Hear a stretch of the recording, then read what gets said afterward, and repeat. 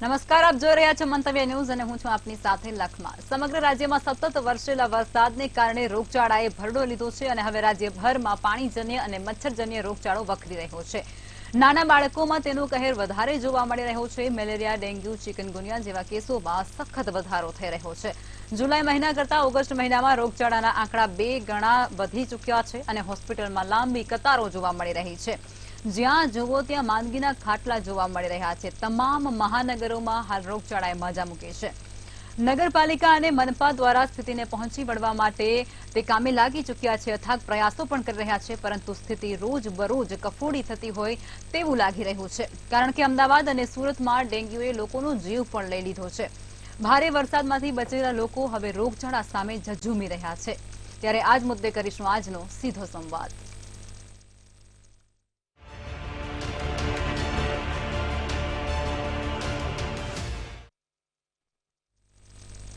ચર્ચાની શરૂઆત કરશું, જેમાં પ્રફુલભાઈ ત્રિવેદી આપણી સાથે જોડાઈ ચૂક્યા છે। મંતવ્ય ન્યૂઝના એસોસિએટ એડિટર છે। અન્ય ગેસ્ટ આપણી સાથે થોડી વાર પછી જોડાવાના છે। શરૂઆત કરીશું પ્રફુલભાઈ તમારાથી જ કે મેઘરાજાનો કહેર બાદ હવે રોગચાળાએ ભરડો લીધો છે રાજ્ય સમગ્રમાં। જે મહાનગરો છે, મોટા મોટા શહેરો છે, તેની અંદર અત્યારે જ્યાં જુઓ ત્યાં ખાટલા જોવા મળી રહ્યા છે માંદગીના। શું કહેશો આપ? લખમાં જે દહેશત હતી એ જ થયું।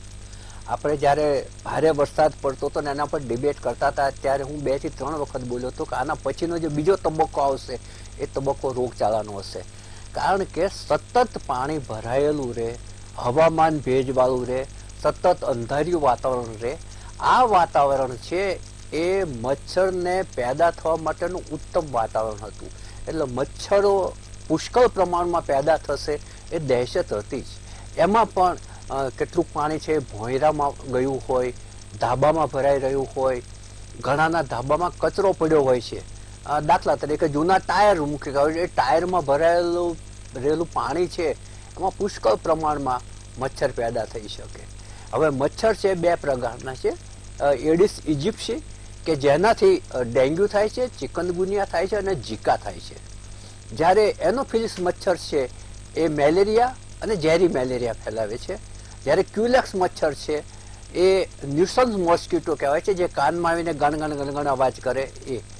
એટલે આ જે 3 પ્રકારના મચ્છરો છે એમાં રાજ્ય સરકારે છેલ્લા 3 વર્ષ દરમિયાન એમ કહ્યું કે ભાઈ આપણે મચ્છરનો રોગચાળો કાબૂમાં લેવા માટે સતત પ્રયત્ન કરો અને કાબૂમાં આવવો જ જોઈએ, પરંતુ એના બદલે હવે એડિસ ઇજિપ્સી મચ્છર વધી ગયા અને સાદા મેલેરિયા કરતાં ડેન્ગ્યુ અને ચિકનગુનિયાના કેસો વધવા માંડ્યા। હવે ચિકનગુનિયા અને ડેન્ગ્યુ બંને રોગ છે એટલા પીડાદાયક રોગ છે। ચિકનગુનિયામાં જે હાથ પગના સાંધા જકડાઈ જાય છે એ બહુ જ દર્દનાક હોય છે। ડેન્ગ્યુ છે એમાં પ્લેટલેટ ઘટી જાય છે અને માણસ નું મૃત્યુ પણ થઈ શકે એટલી હદે એમાં ચિંતાજનક પરિસ્થિતિ હોય છે। પરંતુ એટલું સારું છે કે હજુ હેમરેજિક સીધું મગજમાં અસર કરે એ પ્રકારના ડેન્ગ્યુ નથી દેખાતો। એ સારું છે કે જેનાથી સારવારથી ઘણા બધે અંશે કાબૂમાં આવી શકે છે।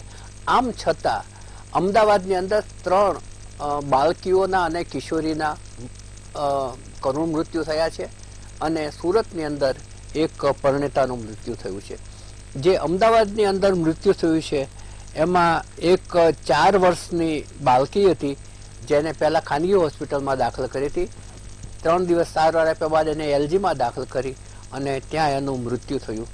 એક 12 વર્ષની બાળકીનું વસ્ત્રાલમાં મૃત્યુ થયું હતું અને એક 11 વર્ષની બાળકીનું વાસણાની અંદર ડેન્ગ્યુના કારણે મૃત્યુ થયું હતું।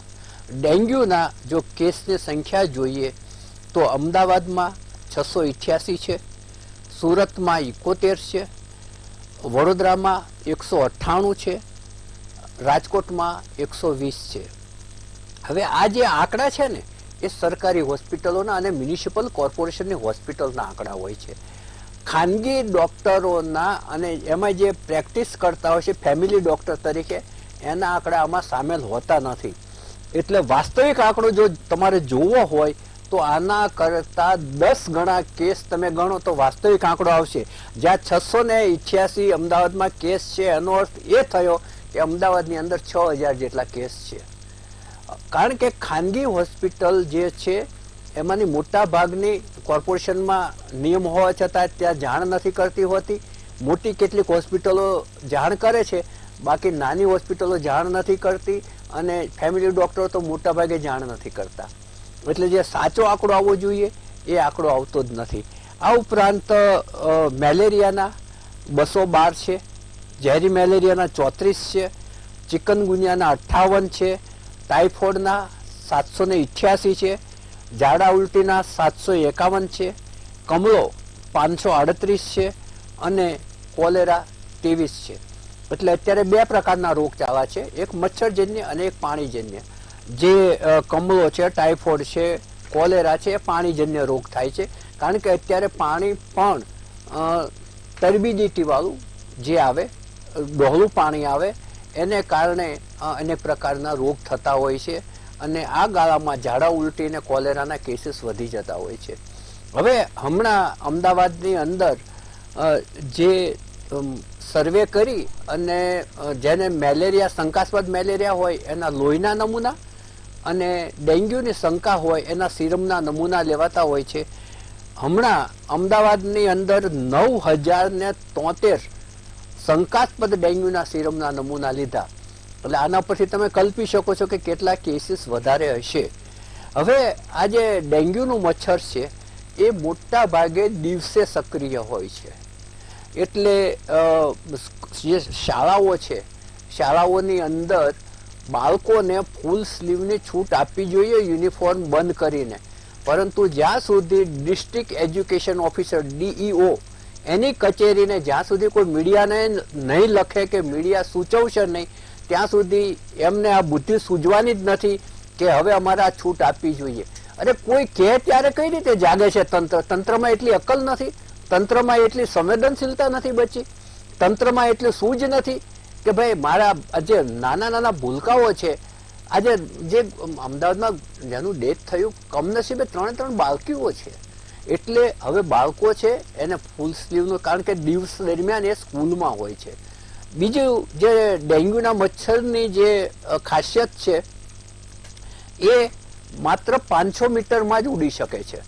એટલે તમારા ઘરની આજુબાજુનું કે સોસાયટીનું મચ્છર જ તમારી સોસાયટીમાં ડેન્ગ્યુ ફેલાવે છે. એટલે તમારી સોસાયટી અને ઘરોની આસપાસ કે પાણી ભરાયેલું ના રહેવા દો, જૂના ટાયર ના રહેવા દો, પક્ષીઓના ચાટમાં પાણી ભરેલું હોય તો એને કાઢી નાખો, કોઈના ધાબામાં પાણી ભરાયેલું ના રહે એનું વારંવાર તમે જોતા રહો કે ભાઈ ધાબામાં કોઈ કચરો નથી પડ્યો, કોઈ જૂનો સામાન નથી પડ્યો કે જેની અંદર પાણી ઘણાને પેલા પ્લાસ્ટિકના સૂપડા પડ્યા હોય છે, પ્લાસ્ટિકની જૂની ડોલો પડી હોય છે, પેલા ફ્લાવરના કુંડા ખાલી પડ્યા હોય છે ને એની અંદર પાણી ભરા, આ બધું જ છે એ ઊંધું વાળી દેવું જોઈએ ને ખાલી કરી નાખવું જોઈએ.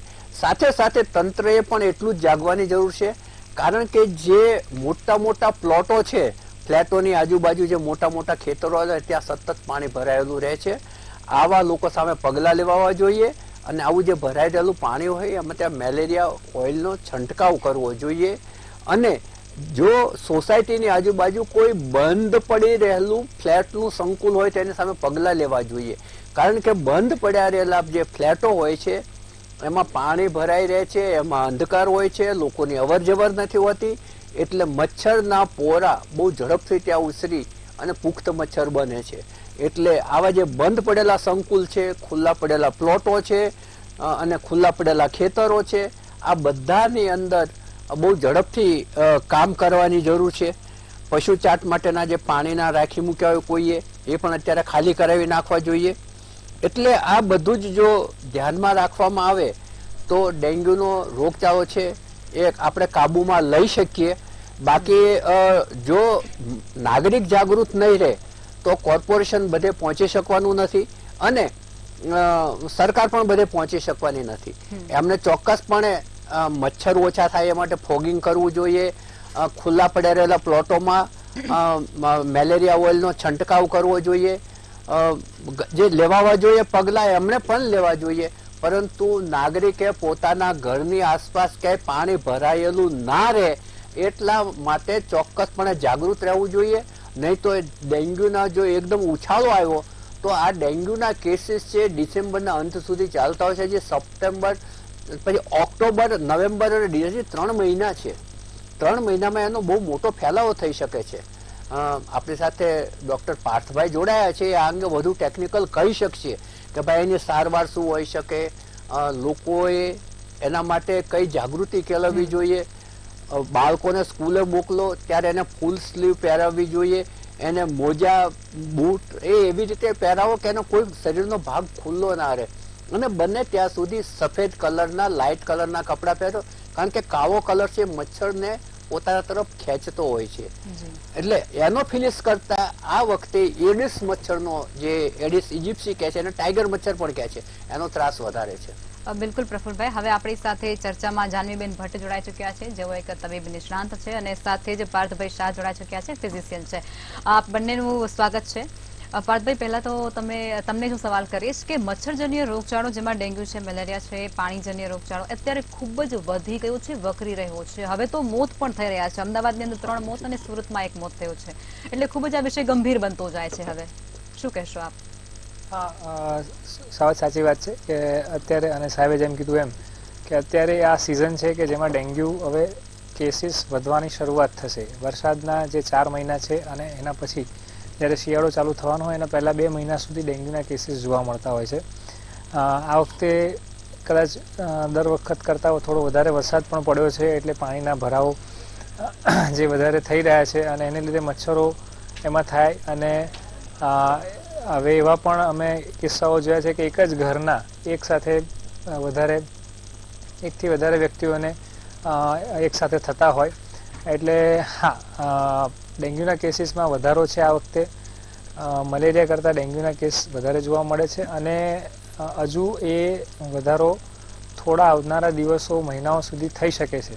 એટલે એના સામે ચેતવું અને એની સામે આપણી કાળજી લેવી.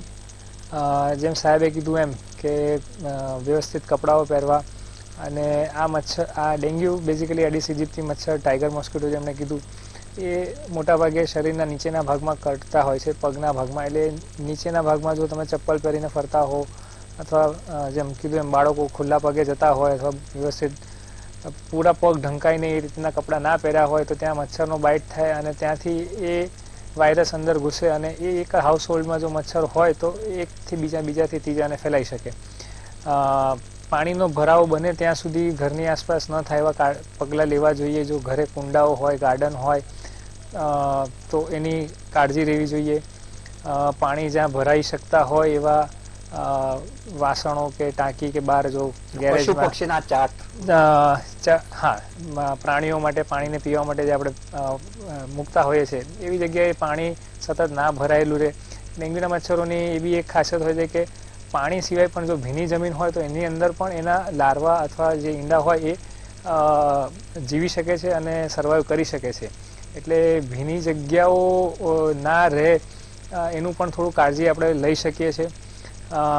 અને હા, ડેન્ગ્યુ જેવા લક્ષણો આવે તો તરત એની સારવાર માટે ડૉક્ટરનો સંપર્ક કરવો, અથવા હેલ્થ ફેસિલિટીને જઈને એપ્રોપ્રિએટ જે રિપોર્ટ છે અથવા જે કંઈ પગલાઓ છે, દવાઓ છે, એ લેવી જોઈએ. બિલકુલ. જાનવીબેન, આયુર્વેદની અંદર આ મચ્છરજન્ય અને પાણીજન્ય જે રોગચાળો છે તેને પહોંચી વળવા માટે કેવા પ્રકારની સારવાર પદ્ધતિ છે? ચોક્કસ. સર્વપ્રથમ દર્શક મિત્રો નમસ્કાર. આ વખતે જે ગુજરાતમાં 100%થી વધારે વરસાદ થયો છે, અને જે ગુજરાત પર જે લો પ્રેશર હતું એના કારણે હમણાં જ ગયા અઠવાડિયે બહુ વધારે પ્રમાણમાં વરસાદ થઈ ગયો. પાણી બહુ ભરાઈ ગયા. બરોડામાં તો બહુ પૂર જેવી સ્થિતિ હતી. હવે આ કારણે આ વખતે જે ચોમાસાની ઋતુ, જો આયુર્વેદમાં આમ કહીએ તો ચોમાસાની ઋતુને આમે રોગોની ઋતુ માનવામાં આવે છે, અને આમે આ વખતે વરસાદ વધારે થયો છે, એટલે એના કારણે મચ્છરનું પ્રમાણ પણ વધારે છે. એટલે અત્યારે મેલેરિયા છે કે ચિકનગુનિયા છે કે ડેન્ગ્યુ છે, એના કેસીસ વધારે જોવા મળતા હોય છે. તો આ ઋતુમાં આ 3 રોગોની અત્યારે પહેલા વાત કરીશું. એ સિવાય પણ એવા શરદી, ખાંસી, ઉધરસ છે કે વાળના રોગો છે કે પછી સ્કિન ડિસીઝ છે, કોલેરા છે, એ બધા જ રોગો આ ઋતુમાં વધારે જોવા મળતા હોય છે. પરંતુ અત્યારે જે છેલ્લા અઠવાડિયાથી જે ચિકનગુનિયા અને મેલેરિયા કે ડેન્ગ્યુમાં જે વધારો થયો છે, તો એ વિશે પણ આયુર્વેદમાં ઘણી સારી વાત કરવામાં આવી છે. અને જો આયુર્વેદના નિયમોનું પાલન કરવામાં આવે તો મને નથી લાગતું કે ડૉક્ટર પાસે જવાની જરૂર ઊભી થાય. કારણ કે ચિકનગુનિયા તો પાછો એવો રોગ છે કે એની કોઈ દવા પણ હજુ એલોપેથીમાં પણ શોધાઈ નથી કે નથી કોઈ વેક્સિન શોધાઈ. તો આ રોગો ન થાય કે એનો અટકાવ થાય એ પહેલા જ એને અટકાવવામાં આવે એ વસ્તુ વધારે સારામાં સારી છે. તો સૌપ્રથમ તો જો ડેન્ગ્યુની વાત કરીએ તો અત્યારે જે રીતે આગળ સાહેબે વાત કરી કે ડેન્ગ્યુનો અત્યારે વધારે ફેલાવો છે, ઘણા મરણ થઈ ચૂક્યા છે. તો ડેન્ગ્યુ માટે આયુર્વેદમાં આચાર્યોએ કે આયુર્વેદની સંહિતાઓમાં ઘણા બધા સારા સૂચનો આપ્યા છે. ડેન્ગ્યુ પહેલા તો એક વસ્તુ છે કે ડેન્ગ્યુનો જે મચ્છર હોય છે એની ઉપર ચિત્તા ઉપર જેવા ડોટ્સ હોય ને ચિત્તાને એવા જ કલરના ડોટ્સ એમ ડેન્ગ્યુના મચ્છરની ઉપર જોવા મળતા હોય છે. તો એના ઉપરથી આપણને ખ્યાલ આવી શકે છે કે આ એક ડેન્ગ્યુનો મચ્છર છે. અને બીજી વસ્તુ એ છે કે આ જે મચ્છર છે એ સવારના વધારે એક્ટિવ હોય છે, એટલે સવારમાં એને જે કરડવાની શક્યતા વધી જાય છે. આયુર્વેદમાં જે એના જે લક્ષણો બતાવ્યા છે ડેન્ગ્યુના, તો એની અંદર મેઇન તો જે ફીવર ચડે છે 102 થી 104 ફીવર ચડે છે દર્દીને. સાથે સાથે જે ચામડી ઉપર રેશિસ જોવા મળતા હોય છે. જે દર્દી હોય છે એને દુખાવો આખા શરીરમાં ખૂબ જ દુખાવો થાય છે, ખૂબ જ બોડી એક થાય છે. અને એના પ્લેટલેટ કાઉન્ટ ઘટી જાય છે, કારણ કે ડેન્ગ્યુ પણ પાછા બે પ્રકારના છે, ક્લાસિકલ અને હેમરેજિક. એમાં હેમરેજિક પ્રકારનું જે ડેન્ગ્યુ છે એની અંદર જે પ્લેટલેટ્સ હોય છે એ તૂટવાના ચાલુ થઈ જાય છે. અને જો આ વસ્તુને રોકવામાં ના આવે યોગ્ય ટાઈમ ઉપર કે યોગ્ય સારવાર ન મળે તો મલ્ટિપલ ઓર્ગન ફેલ થવાની શક્યતા વધી જાય છે, અને જે વ્યક્તિ છે એનું ડેથ પણ થઈ શકતું હોય છે. તો આના માટે સૌ પ્રથમ તો હું તમને કહું કે પહેલી વસ્તુ એ છે કે આ જે રોગ છે એ થાય જ નહીં, અને થયો હોય તો આપણે શું ઉપચાર આયુર્વેદ પ્રમાણે કરી શકીએ. તો ધારો કે આ રોગ થયો છે તો સૌ પ્રથમ તો તમે ડોક્ટરની સલાહ લો ફટાફટ, અને વૈદ્યની સલાહ પ્રમાણે જે ગળો ઘનવટી છે એ બેસ્ટ બતાવી છે આ ડેન્ગ્યુ ઉપર. તો બબે ગોળી સવાર સાંજ ભૂખ્યા પેટે નિષ્ણાતની સલાહ હેઠળ તમે ચાલુ કરી શકો છો. સાથે સાથે જે પ્લેટલેટ કાઉન્ટ જે હેમરેજિક ડેન્ગ્યુમાં થાય છે એના માટે જે પપૈયાનો જે રસ છે એ તમે 10 ml ની માત્રામાં સવાર સાંજ લેવાનું રાખો. 10 ml થી વધારે નહીં, 10 ml થી ઓછું પણ નહીં. એ ભૂખ્યા પેટે તમે લેવાનું ચાલુ કરો તો જે પ્લેટલેટ કાઉન્ટ છે એ એનું જે લેવલ છે એ બરોબર આવી જશે. સાથે સાથે આ જે ડેન્ગ્યુ છે એની અંદર જે કાળી દ્રાક્ષ બતાવી છે આયુર્વેદમાં, તો કાળી દ્રાક્ષનું જ્યુસ તમે 50 થી 100 ml જેટલી માત્રામાં સવાર સાંજ પી શકતા હો છો. આ રોગની અંદર તમે જે નાળિયેરનું પાણી છે એ પણ ખૂબ જ સારું બતાવ્યું છે, અને દાડમનો રસ છે એ પણ ખૂબ જ લાભદાયી બતાવ્યો છે. તો આ બંને વસ્તુઓનું સેવન કરવું, અને સાથે સાથે જે સુદર્શન ઘનવટી છે એ પણ નિષ્ણાતની સલાહ અનુસાર તમે બબે ગોળી લઈ શકતા હો છો. તો આ ઘરે ઉપચાર ન કરશો, પણ જે વૈદ્ય છે કે નિષ્ણાત છે એની જે સલાહ છે એની હેઠળ તમે સારવાર તમે શરૂ કરો. સાથે સાથે જે ડિસીઝ આ બીજા બધા જે ડિસીઝ આ રોગમાં થાય છે એનું મેઇન કારણ એ છે કે આ જે ઋતુ છે એમાં જે આપણું જે મેઇન, હું તમને એક વસ્તુ કહીશ કે અમારું જે આયુર્વેદ છે એ વાત પિત્ત અને કફ ઉપર રચાયેલું છે, અને દરેક ઋતુમાં વાયુનો સંચય પ્રકોપ એ રીતે અલગ અલગ સિચ્યુએશન થતી હોય છે. તો જે વર્ષા ઋતુ છે એની અંદર વાયુનો જે સંચય છે એ વધારે પ્રમાણમાં થાય છે, અને જે વાયુનો જે પ્રકોપ છે એ વધારે પ્રમાણમાં થાય છે, એટલે કે શરીરમાં વાયુની વૃદ્ધિ થાય છે. અને જે પિત્ત છે એનો સંચય થતો હોય છે, એટલે કે પિત્ત એ શરીરમાં જમા થતું હોય છે. એટલે આ ઋતુમાં ખાસ કરીને એ વસ્તુ ધ્યાનમાં રાખવી કે વાયુ વધે એવા ખોરાક ન ખાવા, વાયુ વધે એવા કોઈ આહાર વિહાર ન કરવા. કારણ કે તમે આ ઋતુમાં જોશો કે વરસાદ હોય કે વાદળા હોય ત્યારે વાયુનું પ્રમાણ શરીરમાં વધે ત્યારે જે સાંધાના દર્દીઓ છે કે ઓસ્ટિયો આર્થરાઇટિસ છે કે ગાઉટ છે કે પછી રૂમેટો આર્થરાઇટિસ છે એના દર્દીઓ છે એને દુખાવો વધી જતો હોય છે, અને એ જ દુખાવો જે ઉનાળાની સિઝનમાં ઘટી જતો હોય છે એનું કારણ એ જ છે કે શરીરમાં વાતની વૃદ્ધિ થાય છે. તો વાયુની વૃદ્ધિ ન થાય એવા ખાનપાન ખાસ ધ્યાન રાખવું જોઈએ. અને એમાં મેઇન વસ્તુ એ છે કે અત્યારે જે પાણી છે અત્યારે તમે ઉકાળેલું પાણી પીવું, અથવા જે પાણી છે એની અંદર અડધી ચમચી સૂંઠ નાખો. એટલે જાનવીબેન એ વસ્તુ પર આપણે ફરી એ વસ્તુ પર ડિસ્કશન કરવા માટે હું તમારી પાસે ફરીથી આવીશ કે રોગચાળાથી બચવા તમે લોકોને શું શું કહેશો, એના પર આપણે હું તમારી પાસે ફરીથી આવીશ. પાર્થભાઈ, તમે મને અત્યારે એ કહો કે આ જે રોગચાળો વકર્યો છે તે બાળકોમાં બહુ વધારે જોવા મળી રહ્યો છે. અત્યારના જે આ જે મોત થઈ રહ્યા છે એમાં બી મોસ્ટ ઓફ બાળકો જ તમે જો તો એ જ છે. તો એના પર તમે વાલીઓને શું કહેશો? હા, બાળકો એક તો બહુ પ્રોન હોય છે, એટલે એમને રમતા હોય નાના બાળકો, સપોઝ 5 વર્ષથી નાના બાળકોને લઈએ તો ઘણી વખત ખુલ્લામાં રમતા હોય છે, એ લોકો મચ્છરોથી ઘણીવાર એક્સપોઝ વધારે થતા હોય છે, અને બાળકોમાં અમુક વખત એ અમુક લક્ષણોને નથી કહી શકતા હોતા. અમુક વખત તાવ આવે પણ બીજા અમુક લક્ષણો હોય એ ન કહી શકે, જે એક મોટા વ્યક્તિ ઇઝીલી કહી શકતા હોય. એટલે અમુક વખત એ પકડવામાં ક્યારેક વાર થતી હોય છે, અને એને લીધે ક્યારેક એ રોગ બહુ એક્સ્ટ્રીમ લેવલ અથવા આગળના સ્ટેજમાં હોય ને પછી આપણે એમને પકડીએ તો આવા ચાન્સીસ ખરા કે એ ગંભીર બની શકે અને એમાં મૃત્યુ પણ થઈ શકે.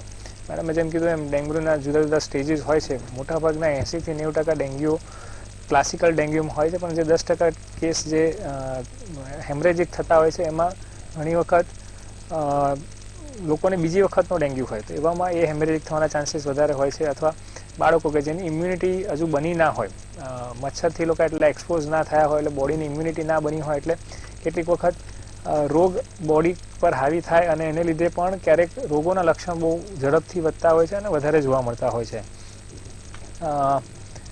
અમુક વખત બાળકોમાં બીજા જે સામાન્ય રીતે કુપોષણ અને એને લીધે બી ક્યારેક રોગ સામે લડવાની શક્તિ ઓછી હોય તો એને લીધે બી રોગો ક્યારેક વધારે ગંભીર બની શકતા હોય છે. એટલે અને પાર્થભાઈ, અત્યારનું જે આ ડેન્ગ્યુ આખું ચાલી રહ્યું છે સિઝનમાં, એ ડેન્ગ્યુ બહુ આમ હેમરેજિક નથી એવું લાગી રહ્યું છે. હા, અમે જે રીતે આજકાલ કેસો જોઈ રહ્યા છીએ, મેજોરિટી ઓફ કેસીસ, અને કીધું એમ ક્લાસિકલી પણ ક્લાસિક ડેન્ગ્યુના કેસીસની માત્રા વધારે હોય છે. આજકાલ અવેરનેસ કોવિડના એક એરા પછી લોકોમાં અવેરનેસ થઈ છે, એટલે રિપોર્ટો વધારે થાય છે અને એને લીધે કેસો પણ થોડા વધારે સામે આવે છે. મોટાભાગના ડેન્ગ્યુના કેસોમાં અગર ડેન્ગ્યુનો એક કોર્સ ગણીએ કે ડેન્ગ્યુ કોઈને થાય તો એમાં નોર્મલી શું હોય ક્લાસિકલ ડેન્ગ્યુમાં, તો 5 થી 7 દિવસ સુધી ફીવર આવી શકે. જો તમે એડિક્વેટ રેસ્ટ લો, તમે પ્રોપર ખાવાનું લો, પ્રોપર પાણીની માત્રા લો, તો યુઝ્યુઅલી બોડી જાતે જ એને હીલ કરી દેતી હોય છે અને 7મા દિવસ પછી યુઝ્યુઅલી ફીવર બંધ થતા હોય અને ધીરે ધીરે બોડીમાં રિકવરી આવે. 7મા દિવસ પછી કદાચ અઠવાડિયા 10 દિવસ સુધી થોડી એની વીકનેસ, નબળાઈ અને અમુક પાછળના સિમ્પટમ જે પોસ્ટ વાયરલ અમે ઇલનેસ કહેતા હોઈએ છીએ એ થોડા રહી શકતા હોય છે. પણ આ ઓવરઓલ એક કોર્સ હોય છે ડિઝીઝનો. અને અમુક વખત અવેરનેસની હવે અર્લી સ્ટેજમાં પણ લોકો હોસ્પિટલનો સંપર્ક વધારે કરે છે, એટલે ક્યારેક આપણને ક્લાસિકલ ડેન્ગ્યુ પણ ઘણી વખત હોસ્પિટલમાં વધારે જોવા મળે છે, જેમાં મેજોરિટી બહુ કોમ્પ્લિકેશન નથી હોતી. થોડું સપોર્ટિવ કેર આપો તો લાલ ચકામાં પણ પડતા હોય છે ચામડી ઉપર. હા સાહેબ, પ્લેટલેટની સંખ્યા ઓછી થવાથી ક્યારેક ક્યારેક જે ચામડીની અંદર નાની નાની વેસલો હોય, નસો હોય, ધમનીઓ હોય, એમાં ક્યારેક માઇન્યુટ બ્લીડિંગ થાય ને અમે પટીચે કહીએ, એને લીધે, અથવા ક્યારેક જ્યારે વાયરસ, ડેન્ગ્યુના વાયરસ સામે બોડી ઇમ્યુનિટી પ્રોડ્યુસ કરે એટલે ખજવાળ આવે એવા લાલ ચકામાઓ હોય. અને એક અમુક લિટરેચરોમાં એ કહે છે કે એ લાલ ચકામાં પડવા એક સારી નિશાની છે કે બોડી ડેન્ગ્યુ સામે ફાઇટ કરી રહી છે, ઇમ્યુનિટી પ્રોવાઈડ કરી રહી છે. ચોક્કસથી. હવે જાનવીબેન, તમે ટૂંકમાં કહેજો કે ડેન્ગ્યુ થઈ ગયા પછી શું કરવું જોઈએ?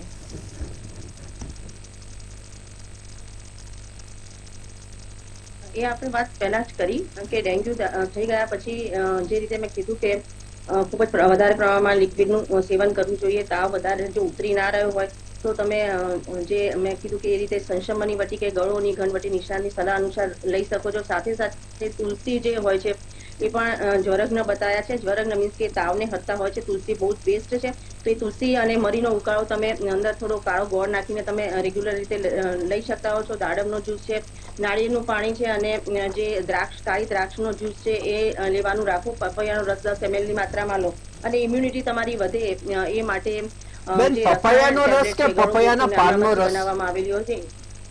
બેન, પપૈયાના પાનનો રસ અમુક લોકો પીવાની પપૈયાના પાનનો રસ. અચ્છા, પપૈયાના પાનનો રસ. ના, પપૈયાના પાનનો રસ 10 ml ની માત્રામાં લેવાનો હોય છે. પપૈયાનો રસ નહીં, પપૈયાના પાનનો રસ. એ 10 ml ની માત્રામાં તમે સવારે ભૂખ્યા પેટે લઈ લો. અને જે ખોરાક છે એકદમ હલકો જ લેવાનું રાખો. જે અને રાત્રે આ સ્થિતિમાંથી તમે બહાર આવી જાઓ એ પછી પણ જે ભોજન છે એ 7 વાગ્યા સુધીમાં તમે જમી લો, જેથી કરીને શરીરની ઇમ્યુનિટી જળવાઈ રહે. પૂરતી ઊંઘ લો, વધારે પ્રમાણમાં લિક્વિડ લો. બસ આ રીતે તમે કરો એટલે શરીર જે વધારે પ્રમાણમાં જે પાણી કે બધું શરીરમાંથી ઓછું થઈ ગયું હોય એ સમ થઈ જાય છે અને ઇમ્યુનિટી શરીરની વધે છે અને રોગ પ્રતિકારક શક્તિ વધવાથી શરીર જે વાયરસ કે કીટાણુનો સામનો કરવા માટે સક્ષમ થઈ જતું હોય છે. તો આટલા ઉપાયો તમે ચોક્કસ કરો અત્યારે. ઓકે, પ્રફુલ સર, આપ સમાપનમાં શું કહેશો? જાનવીબેન અને પાર્થભાઈએ ઘણી બધી આપણને સારી માહિતી આપી કે ભાઈ ડેન્ગ્યુ થાય તો એના ચિહ્નો કેવા હોય, કયા તબક્કે તમારે હોસ્પિટલાઇઝ થવું, તમારે એના બ્લડના રિપોર્ટ ક્યારે કરાવવા, એ બધું જ ધ્યાનમાં રાખવાનું હોય છે. જાનવીબેને જે આયુર્વેદિક ઉપાયો કયા કે પપૈયાના પાનનો રસ છે, દાડમનો રસ છે, નાળિયેરનું પાણી છે, એ ઇમ્યુનિટી વધારવા માટે અને રોગ પ્રતિકારક શક્તિ વધે તો રોગ દબાવવાનો જ છે. પરંતુ નાગરિકે પણ પોતાની આસપાસના ઘરની આસપાસ સફાઈ રાખવાની બહુ જ જરૂરી છે. એવી જ રીતે હું ફરીને એક વાત ઉપર આવું છું કે જે શાળાઓ છે આપણી, એ શાળાઓમાં જે નાના બાળકોની સ્કૂલ છે મોર્નિંગ હોય છે. પાર્થભાઈએ પણ કહ્યું કે મોર્નિંગની અંદર આ મચ્છર છે એ વધારે એક્ટિવ હોય છે. તો હું માનું છું ત્યાં સુધી અત્યારે સત્તાવાળાઓએ અને વહીવટી તંત્રએ વિચાર કરી અને યુનિફોર્મમાંથી છૂટ આપવી જોઈએ અને ફૂલ સ્લીવના અને નીચે પણ ફૂલ કપડાં પહેરાવવા જોઈએ બાળકોને અને બૂટ મોજા પહેરાવવા જોઈએ, જેથી મચ્છર છે એ એના કરડે નહીં અને એનાથી થોડું દૂર રહે. હવે એવા બીજા થોડા ઓઇલ પણ આવ્યા છે કે જે તમે કપડા ઉપર નાખેલા હોય તો મચ્છરને એની સ્મેલ નથી ગમતી એટલે દૂર રહે છે. અને શાળાઓની અંદર પણ જે મચ્છરો દૂર રહે એ પ્રકારના તમામ પ્રયાસો કરવા જોઈએ અને શાળાનું વાતાવરણ સ્વચ્છ રાખવું જોઈએ. આજુબાજુ કે પાણી ભરાયેલું ના હોય એ પણ જોવું જોઈએ. એ જ રીતે નાગરિકે પોતાની સોસાયટી પોતાના ઘરની આજુબાજુ સફાઈ રાખવાની પહેલી જરૂર છે. કારણ કે કોર્પોરેશન ચોક્કસપણે પગલાં લેશે, પરંતુ એ બધે પહોંચી વળવાનું નથી. એનું ફોગિંગ મશીન છે એ 5 મિનિટ માટે આપણને સારું લાગે છે, 10 મિનિટ પછી પાછા એટલા જ મચ્છરો ઉડતા થઈ જાય છે. એ એક સાયકોલોજીકલ ટ્રીટમેન્ટ જેવું જ છે. પરંતુ જો મચ્છર પોતાના ઘરની આજુબાજુ ના થાય એ આપણે ધ્યાન રાખીશું, મચ્છર જાળીનો ઉપયોગ કરીશું, તો ચોક્કસપણે આપણે આ જે શિયાળાની ઋતુ ચાલુ થાય ત્યાં સુધીમાં આપણે તંદુરસ્ત રહી શકશું. બીજી વાત છે પાણીજન્ય રોગોની. અત્યારે પાણીજન્ય રોગો સૌથી વધારે થાય છે.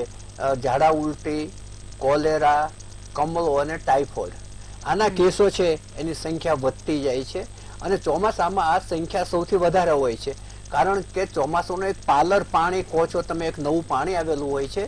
અત્યારે કોર્પોરેશને પણ જાહેરાત ખબર આપેલી છે કે ભાઈ નર્મદાનું પાણી આવતું હોય તો ઉકાળીને પીવું, કારણ કે એને ટર્બિડિટી ડોહલાશ વાળું એને માટી ઓગળેલી હોય એવું પાણી આવે છે, એટલે ઉકાળીને પીવો તો ઘણી બધી રાહત રહેશે.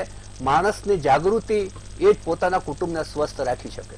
બિલકુલ. પ્રફુલભાઈ અને પાર્થભાઈ અને જાનવીબેન ચર્ચામાં જોડાયા તે બદલ આપ તમામનો આભાર.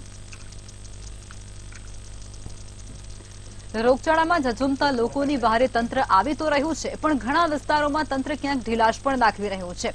ત્યારે રોગચાળા સામે ઝઝુમતા આ તમામ લોકોએ જે પ્રમાણે તબીબોએ જાણકારી આપી છે તેવી તાકીદ રાખવાની ખાસ જરૂર છે, જેના કારણે રોગચાળો ઓછો ફેલાય. ચર્ચામાં અત્યારે આટલું જ. નમસ્કાર.